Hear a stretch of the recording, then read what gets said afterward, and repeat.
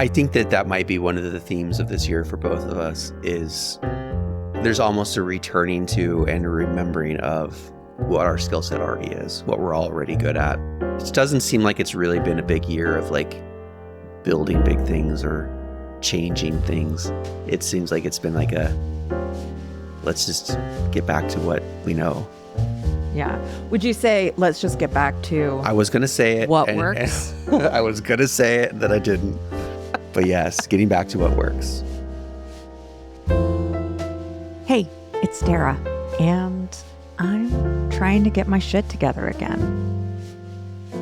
By the way, that word, the 4-letter one, well, it occurs frequently throughout this intro and a few times throughout the body of this episode. So if you'd prefer to skip this one, I totally understand. If you're a regular listener of this podcast, you might already suspect that my shit is not together. Or maybe more than suspect. Or conversely, you might be a bit surprised to hear me say my shit isn't together. My publishing and producing have been, sure, a bit erratic this year, but that doesn't necessarily mean there's anything wrong. Most likely, though, you have not stopped to consider whether my shit is together or not, because you do not think of me until my podcast or newsletter magically appears in whatever app or inbox you happen to be paying attention to. And that's good. That's healthy for both of us. To start, though, a little backstory.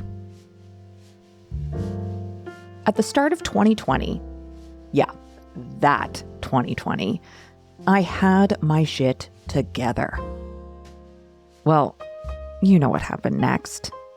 At first, I was fine, if a bit rattled, but my life and work started to fray around the edges as the year progressed. I started 2021 feeling out of sorts. My shit was very much still together, but keeping it that way was getting more difficult by the week. I was hurtling toward a breakdown. By June, that breakdown was in full swing. In August, I spent as much time on my paddleboard in the middle of a lake in western Montana as possible. I was alternating between the kind of sweet dissociation that only paddleboarding can provide and thinking about how it might just be better for everyone if I wasn't around anymore. In September, my therapist sent me to my doctor to adjust my meds. And by October, some really hard decisions got made. Oh, and at the same time, I finished a book proposal and got a modest book deal. By January 2022, I had walked away from the core of the business I'd been building for over 10 years. I immersed myself in writing the book, and it was published in October 2022 to very positive reviews from people I respect and extremely tepid sales. The book was essentially, perhaps ironically, about getting your shit together when it came to overfunctioning, overachieving, and being overly critical of yourself in the context of goal setting. But by the time my book was published, objectively, I no longer had my shit together. To be clear, I gave myself a lot of grace during this time. I wasn't overly concerned about not having my shit together. I figured I would get back to it soon. Well, here we are at the tail end of 2025, and I'm finally ready to figure out what getting my shit together in the shadow of everything I've learned about myself and my needs in the last 5 years is going to look like. It's tempting to assume that getting one's shit together is a forward-looking pursuit. Here are all the things I'm going to do. But in my opinion, an important part of getting one's shit together is taking stock of said shit. And so this episode is a step in that direction. I enlisted my husband, Sean, to do a bit of a year-end review. What follows is in no way comprehensive. It's a wee bit stilted. And if it sounds a little forced, it is. Because getting your shit together takes doing some things that you're out of practice with. This is simply an exercise in remembering. It's that first awkward practice that you just have to get through at the beginning of a new season. So getting my shit together is very much a work in progress. This is not a grand announcement of some new project or direction for my work. Maybe that'll come. Maybe it won't. My main objective is to feel like I'm steering the ship again.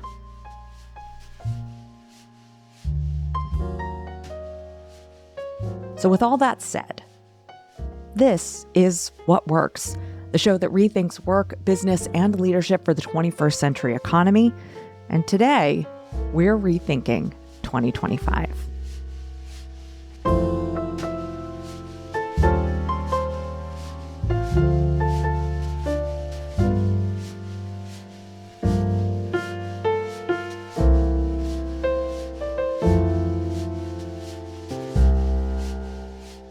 So I remembered that we had done something similar a number of years ago, but I couldn't remember how far back it was, and it was the end of 2022. Oh, man. A lot's happened since 22. Yeah. And so the reason I wanted to do this was, one, I'm trying to get my shit together again. Which basically means like planning ahead and thinking about all the different steps that it takes to make shit happen again and not be so, let's say, lax about how I manage myself, or rather how I manage my business such that it still exists. Mm-hmm. And I figured, well, it's the end of the year, probably reviewing where I've been and what I've been up to would be a good start to getting my shit together. Two, I remembered that at the end of 2020, after that crazy year, I published a list of 30 questions for reviewing a wild year or reviewing a weird year, something like that. So I wanted to revisit those questions, not only because I just remembered them being decent questions, but also because I thought 2025 has been a pretty wild year too, just in slightly different ways, not so much with the lockdown of it all, but with more political shenanigans and everything that entails. Yeah, and then I also just didn't get my piece on what sports betting and online gambling can teach us about the future of work done for this week. So you down? I'm down. Let's start with the second question on my list, which was, what felt unexpectedly fun or easy for you this year? In all honesty, I feel a bit stymied to answer this question because nothing this year felt fun or easy. Well, a lot of things felt fun, but nothing really felt easy. So nothing was like the pairing of those two things. Well, that's okay. There's an or in that question. So what was unexpectedly fun? Oh, it does say or, doesn't it? Nothing. See, this is a hard question because a lot has happened this year that I didn't predict to happen. So in a sense, like going and working at the bookstore was unexpectedly fun in that working at the bookstore was unexpected. But I knew that I was going to enjoy work. I thought that I was going to enjoy working at the bookstore. Yeah. Do you want to kind of elaborate on you going to work at the bookstore? Oh, well, I needed to work outside of the house or find community and people and interactions outside of the house.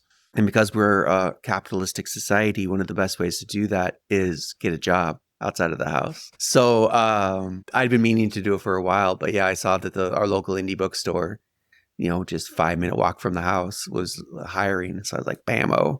And I've been working 3 days a week there, like 4-hour shifts. And it's been really good. It's been really, really good. Just being out and about and around people. And not to mention that because it's such a progressive bookstore, it's the people who come in it's a good group of people. So that was unexpected It was expectedly fun once I was there, but unexpected in the sense that I had no intention. That was not my plan going into the year. And we've also had some, I guess, not unexpected, but unexpected in that this is now occurring, fun conversations, I think, about like the art of book selling. Yes. and also like the foibles of book selling and the people of book selling. And it's been fun for me to get to see you have so many of the positive things that I can remember from that time in my life without having all of the managerial responsibility on top of it that I had to deal with. I've been really, really fortunate in all of the retail work that I've done is that I've never had to try to sell something that people don't want. I've only ever been in a position where I get to sell things that people are excited about.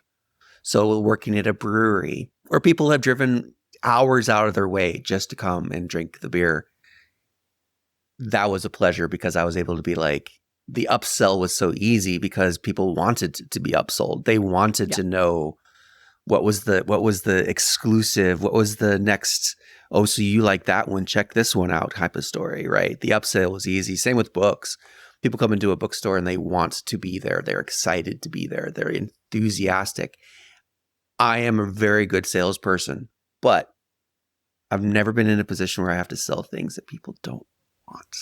You know, I didn't give a whole lot of thought to my answers to these questions before we got started because I was going for spontaneity.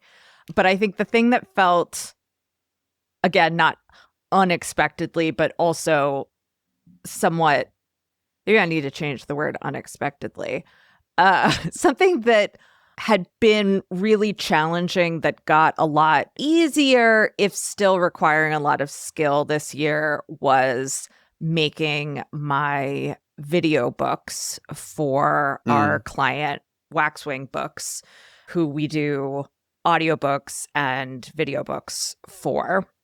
They're a picture book publishing, primarily picture book publishing company, small, independent, and I've gotten to turn these beautiful picture books into fun little moving video books. And I got started doing this, what was it now, 2 years ago, maybe 3 years ago even, end of 2023 probably. And when I first started doing it, I had this idea of like making it very simple and just kind of adding a little thing here or there, you know, panning over an illustration. And then from there, once I got started with it, like it took on a life of its own, and I got way further down into some sort of pseudo animation rabbit hole that I expected. Then over the course of last year, so 2024, kind of working some things out and coming up with some different systems. And then this year, I think it was just 2 books in this calendar year, but I think 3 books within a 12-month period, where I really got a system down of how I was approaching each image and taking it apart and putting it back together and learning how to animate little pieces of pictures instead of the picture itself. And so for me, that was it's a fun task, just like it's a fun project in and of itself. But also the skill development of it is very fun for me. It's sort of, I think I've described it before as like, it's pretty much like an ideal project for my autistic brain because it requires hyper focus. It requires this hyper attention to detail. Like there's no way I start working on this and don't like immediately fall into a flow state sort of thing. And so like to be able to be that immersive with it is very fun, and it's like I said, it's easy in that it's easy to love it. It's easy to get into it, but it's extremely challenging in the best, most fun possible way. So I would say that's probably my answer to that question for this year.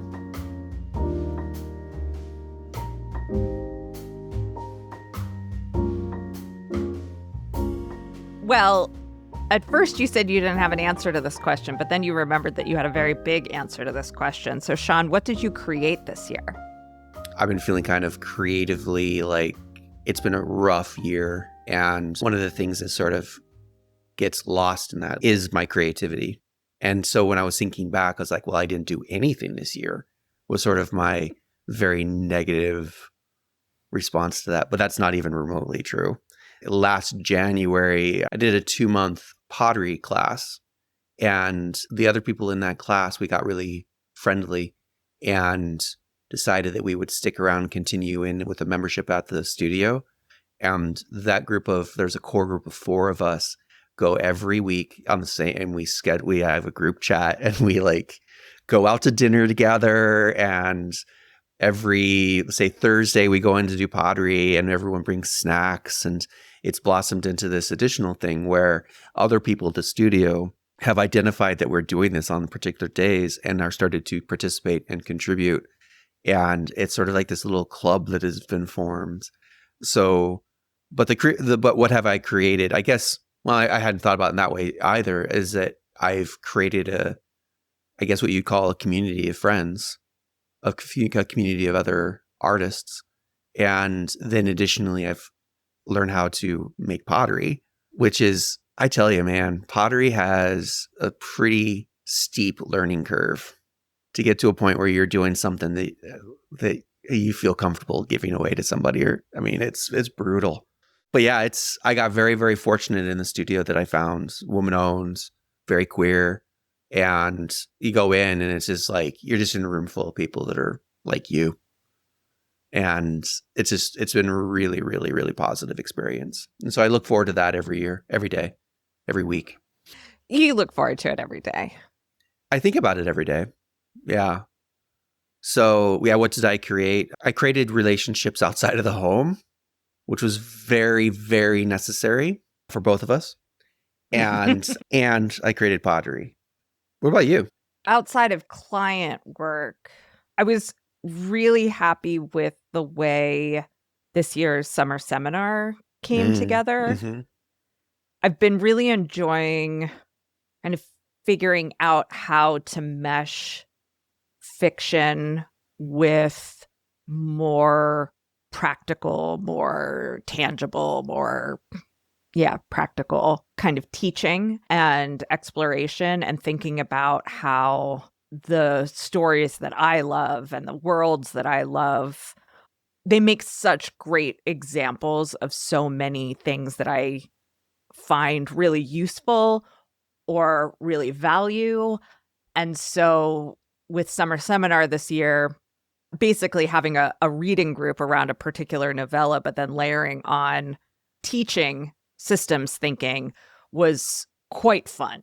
And it's definitely something like if you had told 18-year-old me, or even 22-year-old me for that matter, that I'd be like voluntarily engaging with literature and literary analysis and like combining that with I would have laughed in your face. Like I was just so not interested in fiction in that way. I loved fiction, but I never felt successful like in a literature class. So now like really putting a lot of creative energy into literature and literary analysis that actually feels a little unexpected, but at the same time, to me, that's been a really positive development in terms of what I made this year. Starting more last year, but this year for sure. Yeah, I think that's my answer.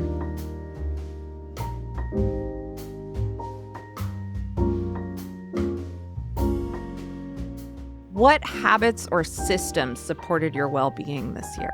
I think I leaned into some things that I've done for a lot of years, which is, I've been thinking this week about how I don't even know how the average person out in the world gets anything done.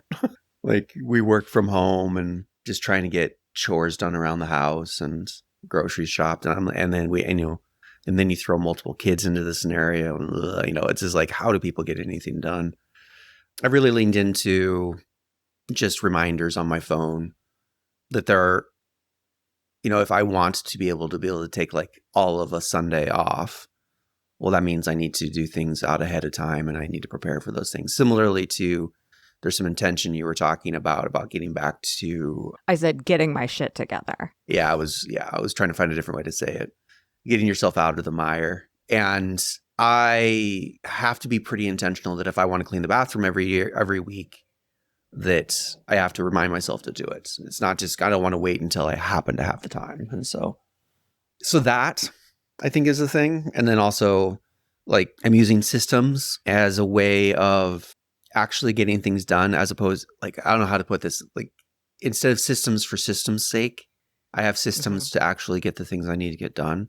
So which means that a lot of the geekery that I've done in the past around systems, while wonderful and I enjoyed it, has sort of fallen to the wayside, where now I'm just sort of like really stripped down to, this is what actually works. This is the system that I need and use. And I don't really need anything beyond this. I don't need to make this more complex than it needs to be. Can you give us an example? Note-taking is one. You could go into a note-taking structure and system and platforms where you could get into, Notion, Obsidian, doing these things. And I just don't do that. What I'm doing now is taking notes on the most accessible places that I have. And then if I need them again, I need them. But I'm not really making a process of, at the moment, most of the things that I'm taking notes on is more of like in the moment, getting myself to engage and remember. But like processing notes and, tagging them and formalizing them and then never looking at them again, I don't need to get as elaborate as I had been in the past. Yeah, it's just Google Notes on my phone, or I have a field notes in my pocket all the time. So it just happens to have those two things on hand. What are the kinds of things that you're taking notes on? I'm exploring the idea of doing some writing again. And so stuff that strikes me in that sense. I've also been reading a lot of, or usually it's like, oh, I want to look further into this idea, or I want to look further into this author or this concept. And so that's usually what it'll be is sort of, I don't want to disrupt what I'm doing now, but I will later. So notes in that regard, that I've been reading a lot on structuralism and also on semiotics. And so that's usually what I'm usually taking notes on, are those things. And really, it's like sometimes there's really no intention of where those notes are actually going to be used. It was just sort of like the commonplace notebook, where it's just like, this has happened to really pique my interest. Take a note. It is a way of pausing with something that was intriguing to me and giving it more of attention in that moment. I'm curious whether your kind of stripped down, just do what works kind of systems, is that reflected in work as well? Yeah, for sure. We may or may not talk about this more, but end of last year, I was exploring different ideas as far as what I would do for work. And when I ended up coming back to with relief, being like, wait a second, this is actually pretty great. Working for myself, doing podcast production is pretty great. And then I was just like, well, let's get back into this with Joy to Vive. And I realized that all of the systems and structures that I'd put into place work very well. And so I leaned into what I've already made, as opposed to now you have to do something different. It's like, no, just do what you're doing. Yeah. I have, as far as work goes, systems and structures, I've been keeping really close attention to how things are done. And I am, like, as I'm actually putting those systems into play, I am editing those systems in process. But that's the thing I think we should be doing all the time anyway. So yeah, it is. And it's also something that most people don't do or think they shouldn't be doing, because if you're editing your systems, then I think folks think that means the system isn't working, or that you're not following the system, but editing the system is part of following the system. And working the system. Mm-hmm. So no, I think that's a really important reminder. All right, I guess I have to answer this question now. What habits and systems supported my well-being this year? Sean, what habits and systems supported my well-being this year? I think you're really good at identifying what you need. Usually you're very good at identifying what you need. I don't know that you really did a whole lot of, like, it's been a rough year. It has been a rough year. One of my personal policies for this year has been it's better to eat something than nothing, which I think I kind of landed on last year or the year before that even, but still, I've had way less guilt about eating something is better than nothing this year than I have previously, even if I said it. And so that's been a system that supported my well-being. It's better to eat the same thing for breakfast and lunch than it is to eat no lunch. And sometimes when I'm feeling bad or just I'm in one of those food moods that I get in where I don't want to eat anything but the same thing that I've eaten for 4 out of the last 5 meals, it's okay to eat that thing for the 5th out of 6 meals now because it's better to eat something than to eat nothing. I think to kind of flip the question on its head to get back to where I started with, like, I've decided to get my shit back together. Mm-hmm. Part of that is recognizing that I really like having a plan. I like knowing what I'm going to be working on out ahead of time. I like to have those dates in the calendar or like themes for the quarter or whatever it might be that provide some guidance and direction. It was end of 2022 when we recorded this, or when we recorded a year-end review before. And, it was right after my book came out.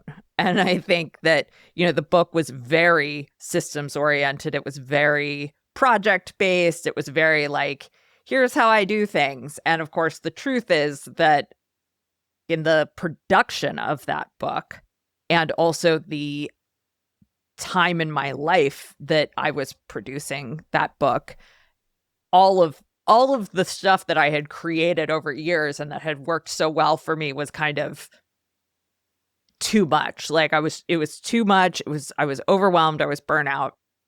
And so kind of this year realizing I don't want to get overwhelmed and I don't want to get burnt out again.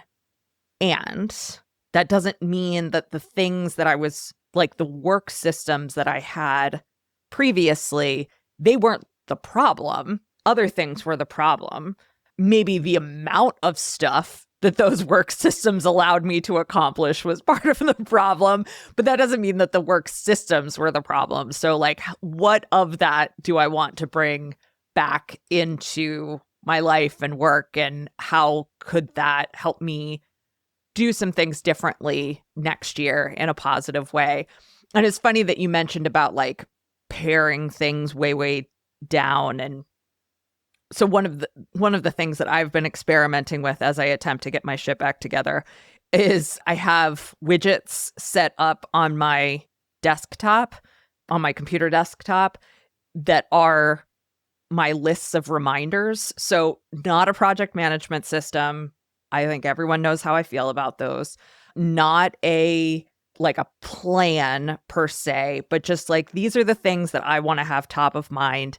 Yes, there's some dates, some goal dates associated with those tasks, but just having them to see on a regular basis and just remind myself, oh yeah, this is what you're working toward right now, has been really, really helpful. Oh, and then the other thing, and this is still fairly new, but has been so good to get back to, is, what was it, like October? I said to you, I think the reason I'm not producing as much writing is because I can't write on my iPad anymore. And you were like, yeah, that makes sense. So I got a new iPad with a keyboard. That was the problem with the old iPad. I mean, the old iPad was also very old. It was a first generation iPad Pro. So it was, I think it was 8 years old. I had gone through 2 keyboards on it. Both of them had crapped out, and I wasn't going to buy another keyboard for this very old iPad. So anyhow, I got a new iPad, got a new keyboard. The iPad I got is basically a laptop. It is amazing. I love it so much. But the other thing then that I have started to do again is write every morning before I do all my other stuff. So breakfast, coffee, reading, that's the first thing. But then at least 5 minutes, but generally more like 20 to 30 minutes of writing, just whatever.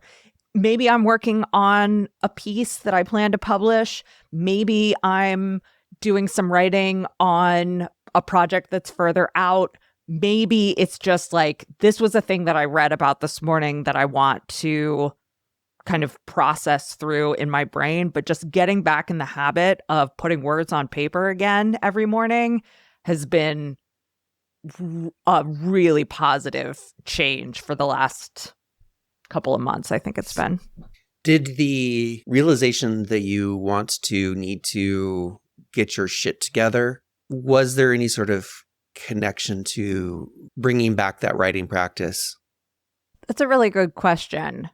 I don't think so. I would say that there is a connection in that I'm kind of in this process of asking myself what's working and what's not working. And what worked in the past that I've stopped doing that I could probably afford to do again. I think that inquiry process is in common between those two things, but I don't think that one is directly related to the other. Does that make sense? Yeah, it does. One of the other things that was really different this year is I did more, I shouldn't say more or a lot, because neither of those things is like truly relevant. I did some business coaching again this year that I hadn't done really, in any kind of concentrated form in quite a while. So working one-on-one with a few folks. And I think that too was like a reminder that I know how to do things. I can do things in a way that isn't in violation of my values or my worldview or things like that. And that if I want to, all I have to do is pay closer attention to what I'm doing and maybe make a few plans, and I can be okay again.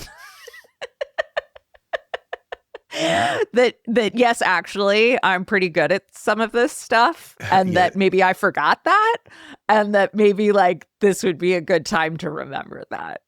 I think that might be one of the themes of this year for both of us is there's almost a returning to and a remembering of what our skill set already is, what we're already good at. It doesn't seem like it's really been a big year of like building big things or changing things. It seems like it's been like let's just get back to what we know. Would you say, let's just get back to I was going to say it. What works? I was going to say it that I didn't. But yes, getting back to what works. Yeah. Speaking of which, I produced my 500th episode in September and then had my 10-year anniversary of podcasting in November and let both of those things go unannounced for multiple reasons. So I think maybe that's part of like just recognizing, oh boy, it's probably time to start paying attention again, or it's time to, and I know like people will listen to me say that and be like, but Tara, you're so prolific and you've done all these things. And that's true. And I've not been as prolific as I've been in the past this year. And also like I've been on a pretty steady decline of effectiveness, I feel like, for the last 5 years. Yeah. So like those kind of little milestone wake up call things have been, it's been important to mark those things. Yes. For myself anyway. Mm-hmm.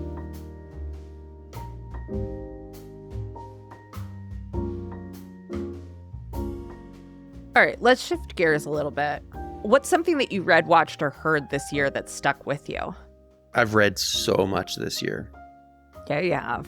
But one of the things that I'm continuing to look forward to explore in reading anyway is different narrative styles.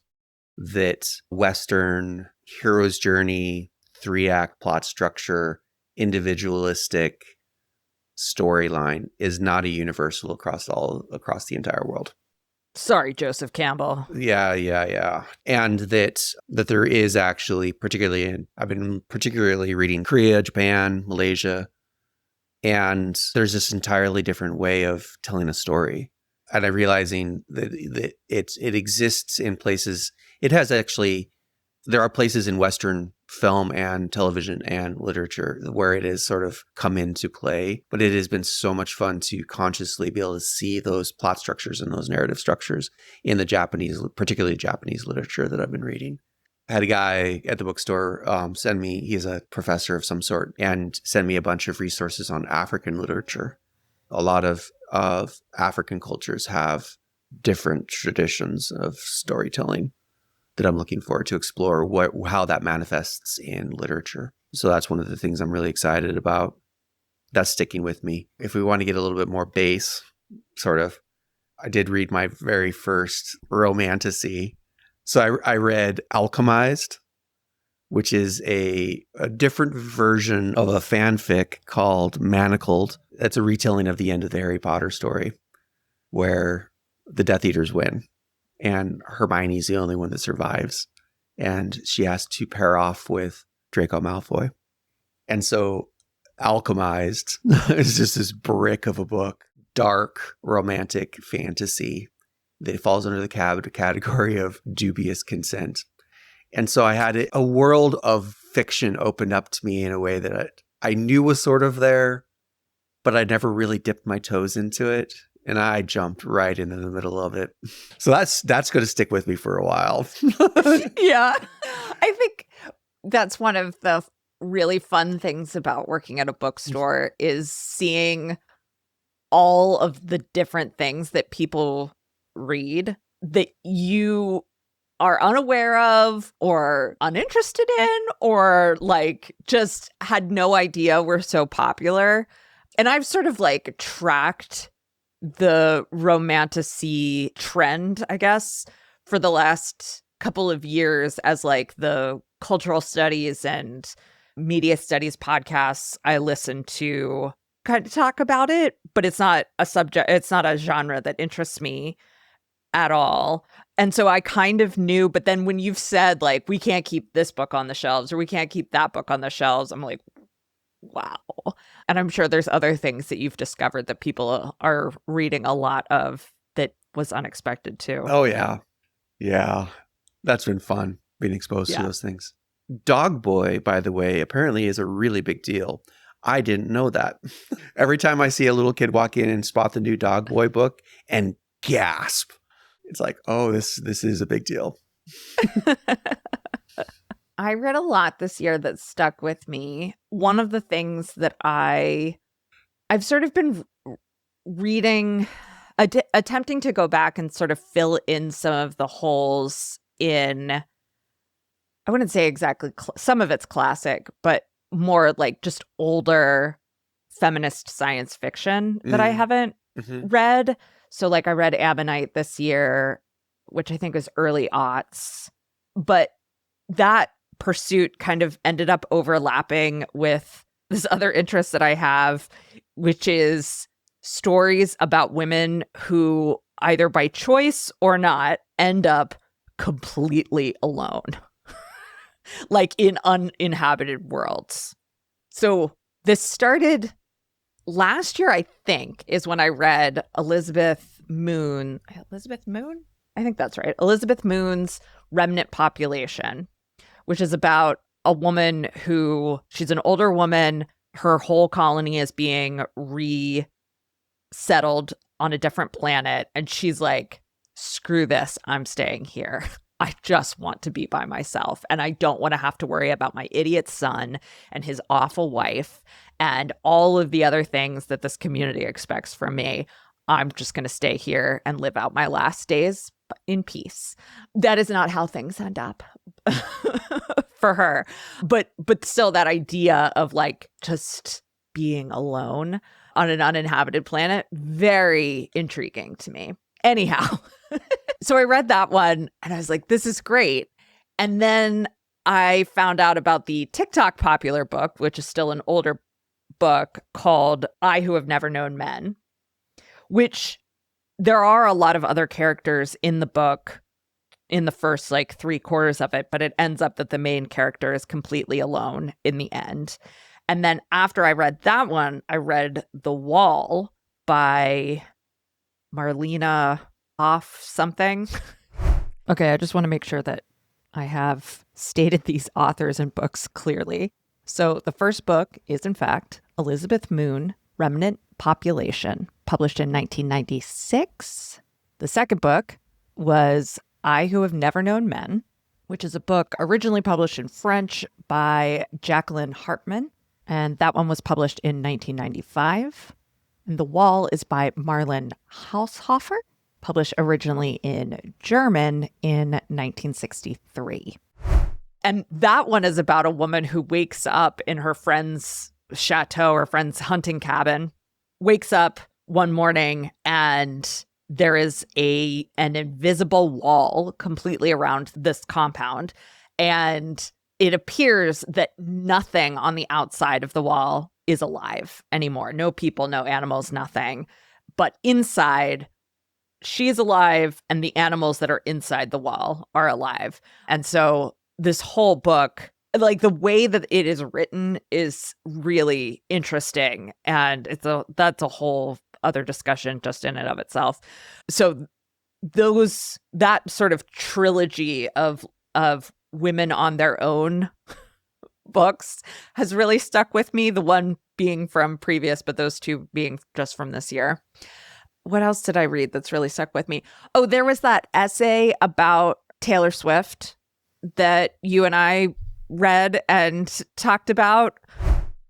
Me again. Let me make sure you know where to find this piece that I'm talking about.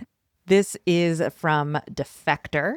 The title of it is No Good Art Comes from Greed, and it was written by Kelsey McKinney. And let me just give you a taste of what this piece is like. First off, the opening, brilliant. McKinney writes, "The packages arrived square and thin and carefully wrapped on Saturday afternoon. There were 3 of them, but only one was mine.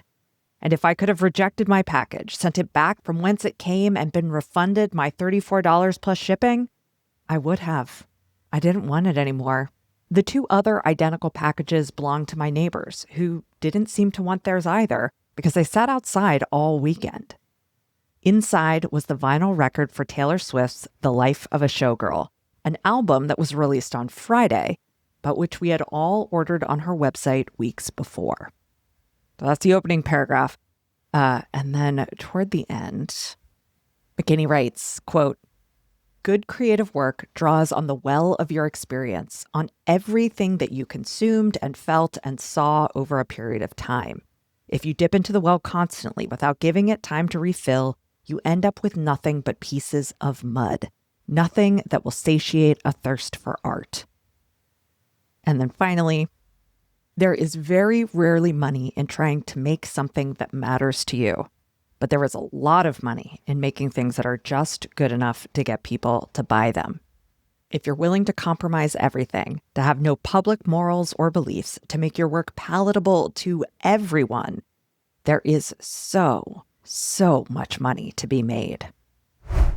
I don't want to upset any Swifties who listen to the pod, but it was an excellent takedown of sort of the capitalist extractive arc that her career has taken in the last 5, 6, 7 years.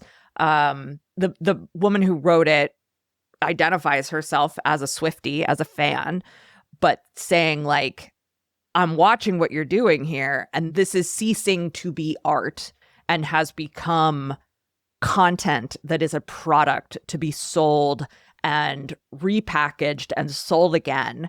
And like, we have to think about what's really happening here beyond, this is someone that we have a fan relationship with. So that's been another thing that stuck with me. And The Pit. The Pit is a brilliant television show.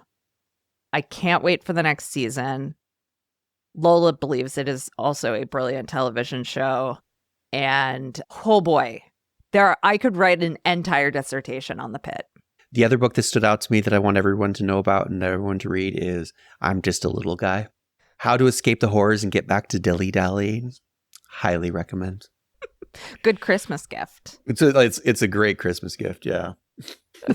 Sean, what was your favorite word this year? Oh, it's necromancy. And what? Yeah. I don't know that it's my favorite word, but it's like a word that I cannot get away from. Like every book that I pick up turns out it's necromancy. Or okay. So if it's not necromancy, it's semiotics. So semionaut. That's one that I really like. Semionauts. I've read so many books with necromancy in it this year. Really? Yeah. It's like a theme. I'm reading one right now. Or no, I'm reading one right now. Yeah. Right now that has necromancy in it. And are these books that you have chosen yourself, or are these the book club books that you've been made to read for socialization purposes? Both. Okay. Oh man, yeah. What's your favorite word? What's your word this year? My favorite word this year was capacious, or capaciousness, having capacity. So like something is capacious when it has a capacity. Or something can be very capacious, so it can hold a lot. No, like there's no philosophical reason why. Well, I guess philosophically I do like the word, but it's not, I don't have any sort of like deeper meaning behind it. It's a word that I encountered over and over again, and I find myself using it more frequently. And I just really like the way it feels when I say it, like in my mouth. I mean, it does sound like a smart word, which I also like, but there's something about capaciousness. Capacious. It's really fun to say, and I recommend everyone use it in a sentence today. It's another thing, Ty. We've got to work on your accent and vocabulary. See, sporadic means once in a while. Try and use it in a sentence today. All right. From now on, we're alternating cinema.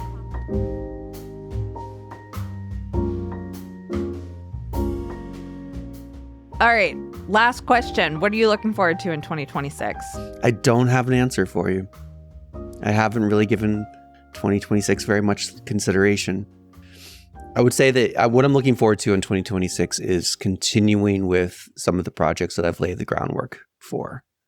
So I'm looking forward to where my pottery goes now that I've laid the foundational skills. Now I can start actually working on some stuff that it's like, this is going to be cool.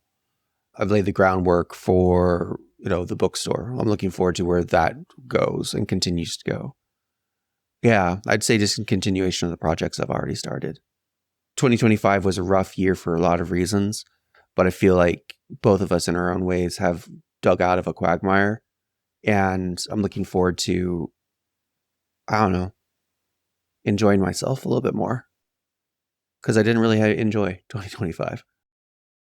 I think that's a really good way to put it. Looking forward to the continuation and maybe somewhat the coming to fruition of projects that you've already laid the groundwork for. I would say that that's basically my answer as well. There's some, in keeping with the whole getting my shit together again thing, there's a lot of work that is half done that despite it being half done, I feel really, really good about. And I would like it to be all the way done. And so that's a big part of what I'm working on. It's re-engaging with, moving forward, and completing certain projects that have been simmering for a long time and that deserve to be re-engaged with and brought to fruition. It's a pretty optimistic way of looking at it. I like it. I'm feeling pretty mellow, which is a good place to be. So 2025, I think, will be the year that I will remember as not even existing. Like, I'm just going to write it off. I'm just going to say that year didn't happen. It moved so fast. Yeah, I know. And I know that this is a symptom of aging and all that, but man, it was just, 2025 sped by. So, yeah. I think that's part of the impetus of getting my shit together too, is like, I don't want to have another year or 4 that speed by without doing the things that I want to do. Yeah. And so recognizing that it's not going to take a huge change. It's a little change. It's just paying attention to what I want to do and how that's going to get done, and taking steps every day in that general direction. And that's really something that I've taken my eye off in the last 4 years, out of necessity mostly, but it's time to start getting back to that and get my shit together. Get your shit together. Well, good luck with that.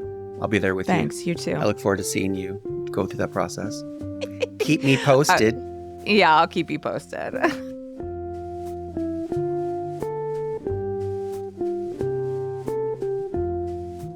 If you, like me, are out of practice with exercises like this one, I hope this conversation is an invitation to do some messy, awkward reflection of your own.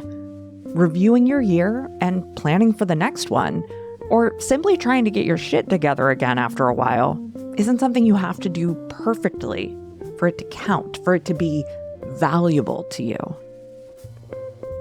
So this will be my last new episode of 2025. I'll be back on January 8th with fresh ideas, stories, and ways to rethink our work. Talk to you then.